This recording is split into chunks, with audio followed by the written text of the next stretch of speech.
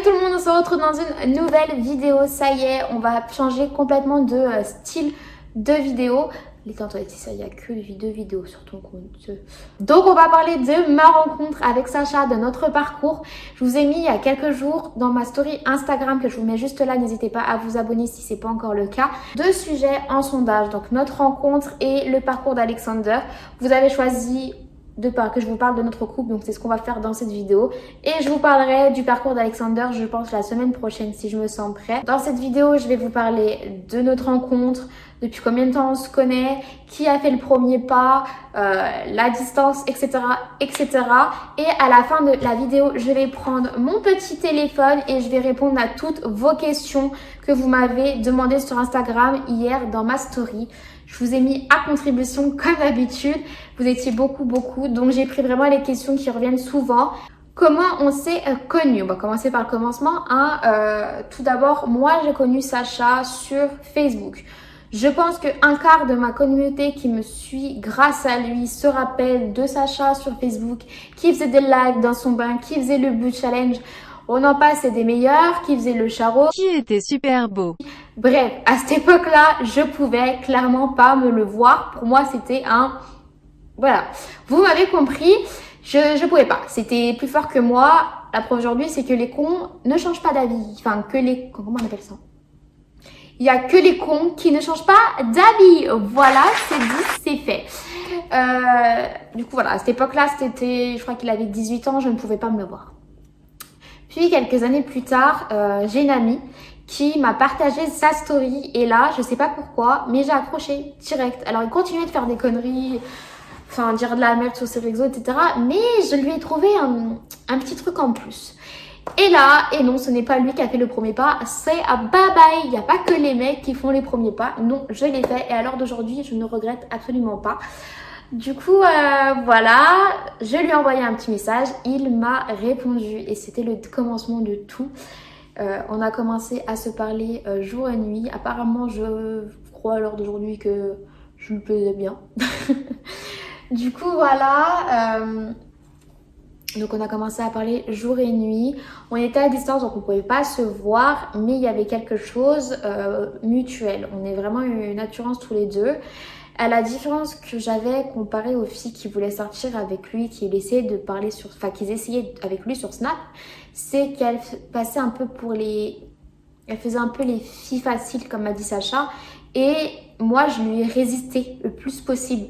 Donc, ça lui a donné envie de creuser le terrain. Et au final, on s'est mis ensemble. Et ça fait bientôt 3 ans qu'on est ensemble. Donc, on s'est mis ensemble au mois de novembre. Un mois après, il devait se rendre en Haute-Savoie pour faire sa saison. Mais il ne pouvait pas passer en Savoie sans me voir, sachant qu'il habitait vers Nice, Antibes, etc. Donc, je lui ai dit... Tu montes en Savoie, tu te fais un arrêt sur Lyon. C'est ce qui s'est passé. Il est venu la veille, je l'ai invité chez moi. Et on a profité tous les deux parce qu'on était déjà ensemble depuis un mois mais on s'était pas vus. Donc bon, c'était peut-être le moment de se voir. Et ça s'est super bien passé. Voilà, c'était la même... On était autant complices que par message. Donc c'était super. Il continue sa saison. Moi, je déménage avec ma maman dans la Loire où lui m'a rejoint. Donc on continue la relation, bien sûr, la distance n'empêche rien. On est fort parce que lui comme moi, la relation, on ne savait pas si ça allait durer en fait. Je pars du principe, il y en a d'autres dès le départ, ils savent que ça va le faire. Moi personnellement, je le vois avec le temps, c'est tout. Donc, et lui pareil, donc on l'a vu avec le temps. On savait qu'on avait un truc l'un pour l'autre qui faisait qu'on voulait quelque chose, mais on se disait... on peut pas le savoir. Du coup, voilà. Il est venu me voir, je crois que c'était pour mon anniversaire ou quelques jours après. Et c'est là que on s'est dit non, on peut pas rester à distance longtemps en fait. Et il est reparti en Savoie pour me dire qu'il voulait trouver quelque chose dans ma région. Il était prêt à tout quitter, c'est-à-dire que dans le sud, il y a ses parents, il y a sa grand-mère, il y a tout le monde. Il y a toutes ses attaches en soi. Et il a dit non, je veux venir avec toi, je veux vivre avec toi. Donc j'en ai parlé à ma maman qui a accepté.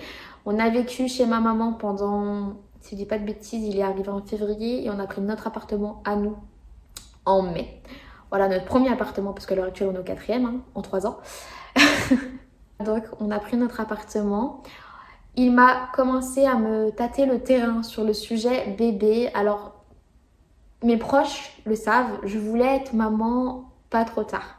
Je voulais être maman entre mes 20 ans et mes 30 ans. Bah là pour aujourd'hui j'ai 2 enfants à 24 ans, donc j'en suis plus qu'heureuse. Mais voilà, je voulais pas que le sujet vienne de moi. Je voulais vraiment que ça soit lui qui me dise écoute, c'est avec toi que je veux avoir des enfants, c'est avec toi que je veux avancer. Je veux qu'on lance le projet bébé. Et c'est ce qui s'est passé et on a lancé le projet bébé. Donc pour les personnes qui me suivent, vous savez que Kenzo est arrivé après malheureusement une fausse couche. Voilà, j'en parle très peu, c'est un peu compliqué, mais je m'estime heureuse d'avoir un petit garçon deux petits garçons qui sont en pleine forme. Donc Kenzo est arrivé dans mon bidou, enfin installé dans mon bidou très rapidement après ma fausse couche. Donc il est arrivé en juillet 2018.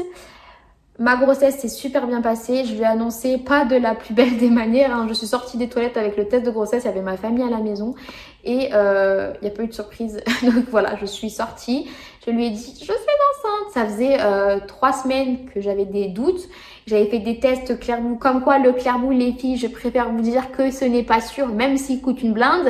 Le test à 1 € en pharmacie est 10 fois mieux. Voilà, donc... les Clairbout étaient totalement négatifs et j'étais bien enceinte de 1 mois. Voilà, notre fils est né du coup, comme vous le savez, le 25 avril.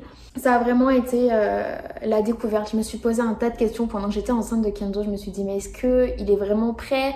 Est-ce qu'il va gérer son rôle de parent? Est-ce que nous, ça va pas nous éloigner? Et franchement, je regrette pas. Je m'en ai encore parlé dans ma story, enfin dans mon compte aujourd'hui, il y a quelques jours.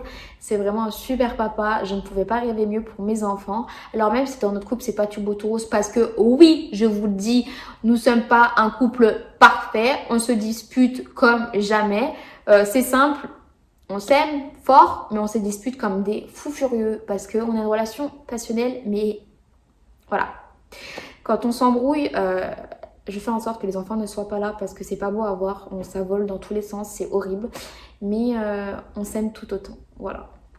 Donc voilà, Kenzo est né, c'est un super papa, j'ai rien à dire là-dessus. Quelques mois après, je crois que 6 mois après la naissance à Kenzo, il m'emmène au restaurant avec Kenzo et certaines personnes diraient qu'une demande ça se fait à 2 personnes, entre les deux.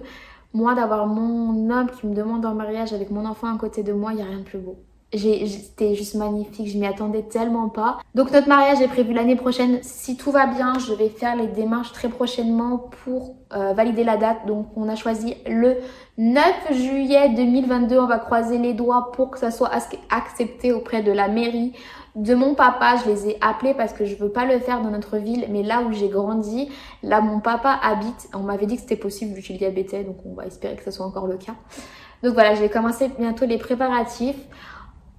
Après sa demande, c'est mieux. 2-3 mois après, je suis tombée enceinte de notre deuxième petit garçon. J'ai vécu une grossesse un petit peu plus compliquée cette fois-ci, car elle n'était pas compliquée, mais arrivée aux 30 semaines, j'ai mon corps qui a très vite travaillé, des contractions fortes et régulières, donc qui jouaient énormément sur mon col. J'étais à 2 doigts larges à 31 semaines. Bref, j'arrive pas à parler, mais vous avez compris. Et j'avais peur qu'il sorte avant et ça n'a pas loupé. Il a voulu sortir 1 mois avant. Donc voilà, je vous expliquerai tout son parcours une prochaine fois. Vraiment rester concentré sur cette vidéo. Et voilà, il est né le 9 septembre. Ça a été un papa qui a été... J'ai jamais vu Sacha comme ça. Ça fait 3 ans qu'on est ensemble, je n'ai jamais vu mon chéri pleurer. Je n'ai jamais vu... C'était un moment très dur pour lui comme pour moi. Il venait nous voir à l'hôpital le plus possible. Il essayait d'être rassurant, mais j'avais vraiment beaucoup de mal. Je suis désolée, je voulais pas pleurer dans cette vidéo, mais beaucoup de monde savent que c'est dur pour moi d'en parler. Voilà. Qu'est-ce que je peux vous dire d'autre? En plus, il y a un événement qui nous est arrivé pendant qu'on était à l'hôpital, c'est que mon copain s'est fait voler son scooter devant l'hôpital. Par miracle, je remercie tous les jours Dieu, on a pu le récupérer parce que je pensais qu'il allait plus pouvoir venir nous voir à l'hôpital, etc. jusqu'à qu'on sorte. Et par le Saint-Esprit, le mec débile qui lui a volé son scooter, et il est revenu à l'hôpital le lendemain au même endroit à la même heure. Du coup, les flics l'ont vu et du coup, il a récupéré son scooter. Enfin, ça s'est bien fini. Et voilà, quand on est rentré à la maison, la plus belle des rencontres entre nos enfants, on a décidé de lancer le projet et déménagement rapidement parce que Alexander était dans notre chambre les 2 premiers mois, ça nous dérangeait pas trop, mais on voulait qu'il commence à s'habituer à avoir une chambre et on a trouvé cette pépite où on est à l'heure actuelle et qu'on n'est pas prêt de partir. Donc voilà, je pense que la prochaine fois qu'on partira d'un logement, c'est que vraiment on achète, c'est notre projet, c'est notre maison, c'est ça, c'est sûr qu'on y arrivera. Pas tout de suite parce qu'il y a le mariage et je ne veux pas un petit mariage, voilà. Donc s'il y a encore le Covid, je pense qu'il sera redécalé parce qu'on est minimum juste 70-80 de mon côté et j'ai pas compté celui de Sacha. Donc c'est pour vous dire. Du coup voilà pour notre parcours en 3 ans. Le prochain gros projet de notre couple, c'est notre mariage. Maintenant, on va attaquer. J'ai pris mon petit téléphone et je vais répondre à vos questions que je vais taguer dans la vidéo. Je sais pas, là, ça sera tagué. Donc, on y va. Hop. Donc, la première, c'est de Jennifer Thiago, 49. Elle me demande où j'ai rencontré mon chéri. Donc, comme je l'ai dit, je l'ai connu sur Facebook, mais il ne m'intéressait pas. On s'est connus après réellement parler, etc. sur Snapchat. Donc, voilà. Merci les réseaux sociaux. Ensuite, de Margot, j'ai pas ton nom en entier. Votre parcours pour aménager tous les deux dans la même ville. Et bah, comme je l'ai dit dans la vidéo, Sacha a tout quitté, donc ses proches, pour venir me rejoindre. On habitait déjà chez ma maman et après, il a vu qu'il avait trouvé un travail ici et que moi je travaillais à ce moment-là. Et bah, les économies qu'on avait, on a pris notre appartement tout simplement. Il n'y a rien de plus simple. On a regardé Le Bon Coin et on a fait plusieurs visites et là, on a trouvé notre premier appartement sur Saint-Étienne. De Justine GFR, c'était quoi votre premier rendez-vous et qui a invité l'autre? Alors le premier rendez-vous, c'est quand il est venu à la maison. Avant ça, je suis allée le chercher à la gare et on a fait un petit tour dans le centre commercial de Lyon. Et du coup, c'est moi qui l'ai invité avant qu'il parte en Savoie.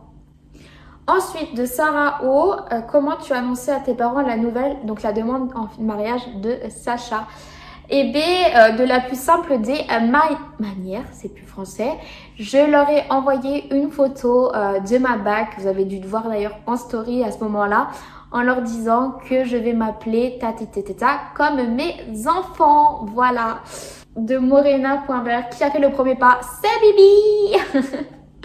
De Océane Koga, vous voyez souvent à distance, bah du coup on s'est vu 2 fois. Voilà.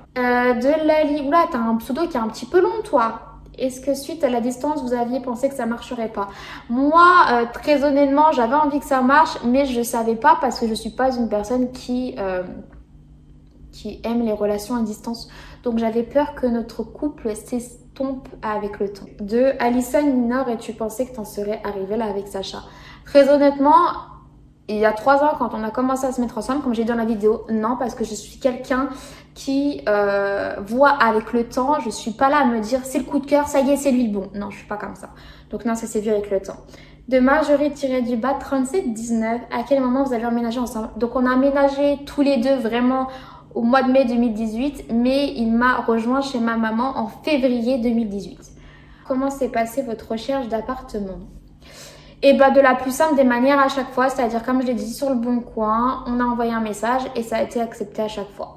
Voilà, parce qu'on avait un bon dossier, des bons garants, des bons revenus, etc. De Mario, j'arrive pas à dire ton pseudo.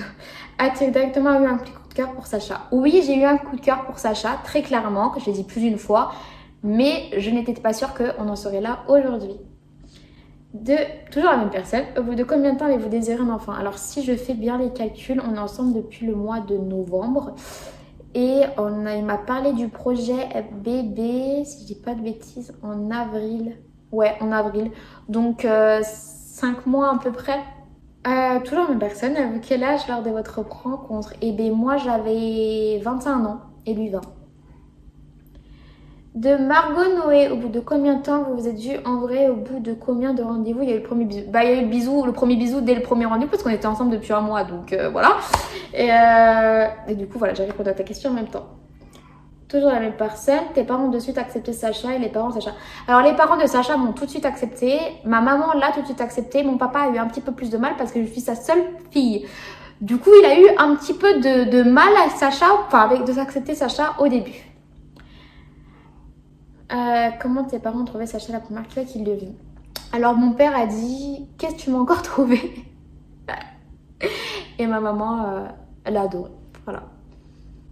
Emeline Kowa, pourquoi avoir décidé de fonder votre famille aussi jeune? Tout simplement parce que c'était notre désir. On voulait pas des enfants tard. Et on voulait pas qu'ils aient un grand écart comme Sacha a pu avoir avec son frère. Voilà. Du coup, voilà pour vos questions, notre parcours, tout ça. On va s'arrêter là pour aujourd'hui. J'espère que cette vidéo vous aura plu. On se retrouve dimanche dans un nouveau vlog. Je vous fais des bisous. À bientôt.